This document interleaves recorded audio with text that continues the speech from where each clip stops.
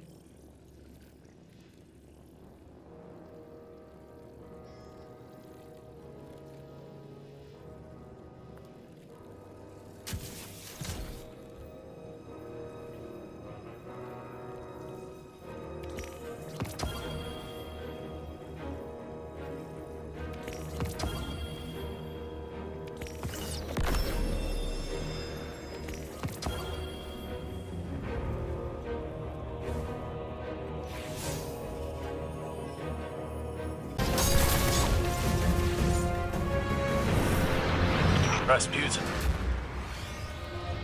do you still keep Felwinter's remains interred here? Yes. Do you require access? No. You slaughtered Felwinter's and the other Iron Lords without so much as a second thought. Why memorialize him? Felwinter was my son.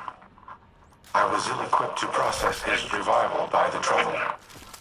My reaction was emotionally driven. I have since gained his perspective.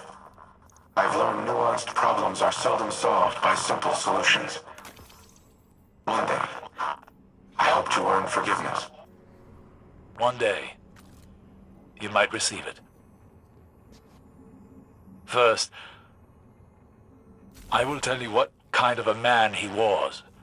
Not from his memories, but how his friends remember him.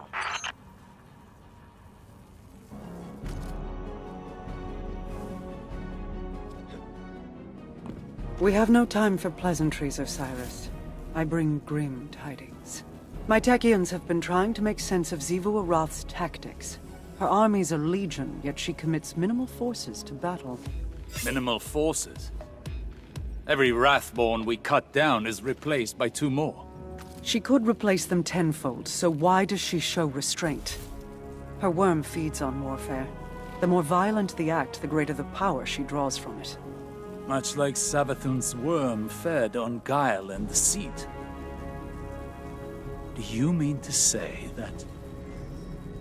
This is not a war. It is a ritual.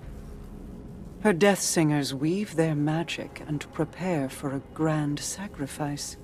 If so, our strategy remains unchanged. Retake the warsats and eradicate the Wrathborn. Just as Xivu Arath desires. The warsats are immensely powerful. Their use would result in unparalleled destruction. She cares not which side is obliterated. Her worm will gorge itself on the carnage either way. She would turn her armies into blood sacrifices. And the warsats would be the blade. Overwhelming force has proven to be the only effective tactic against the Hive. Without it, I do not know what to do. Then I suggest you think of something, and quickly. I will apprise your vanguard of these findings.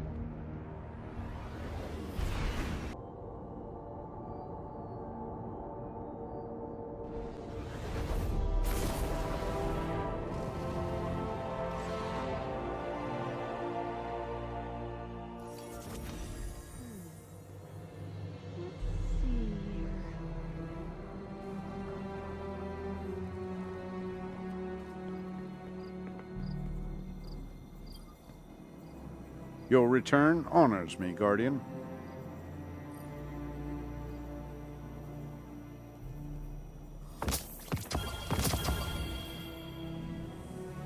You want everyone to hear?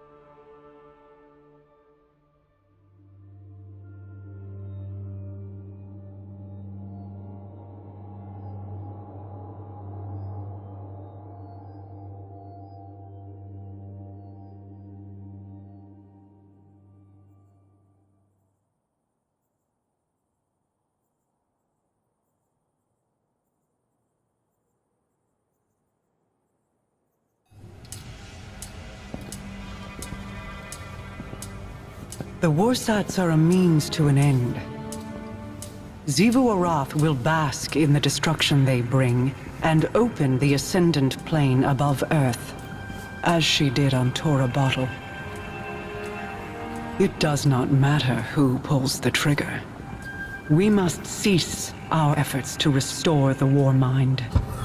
No.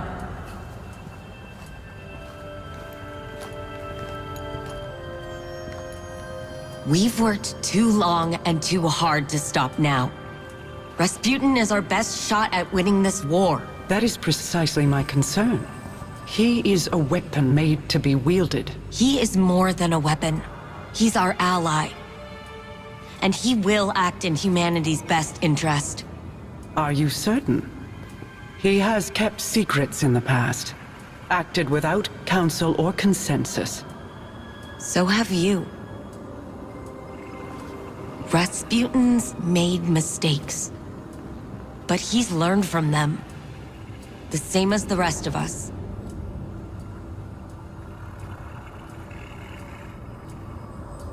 Then I propose we aim not for total victory, but a stalemate. Allow Rasputin to prevent Xivu Arath from claiming her prize, and refrain from using it himself.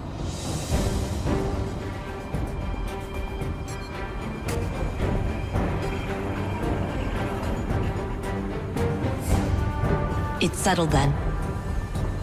We hold the line.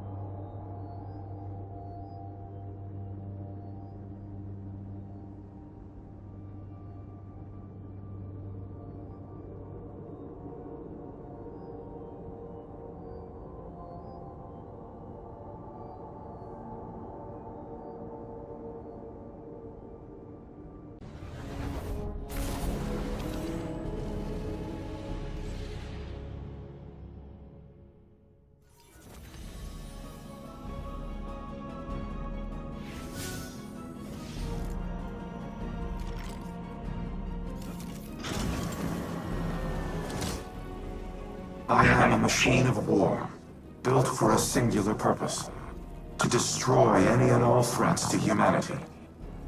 Clovis and I disagreed on what constituted such threats, but not on the means to the end. On Mars, I developed the escalation protocol to combat the Hive. Ever-increasing application of force in the face of rising opposition. Was I playing into Xivu Arath's hands even then? Has she always accounted for my methodologies? What purpose do I serve if my actions place humanity in danger? Am I even capable of developing a solution without mass destruction? This is a calculation I have never had to make. It will take time to run the necessary combat simulations. Follow the directions of the Vanguard in the interim. I will contact you if and when I have determined our next objective.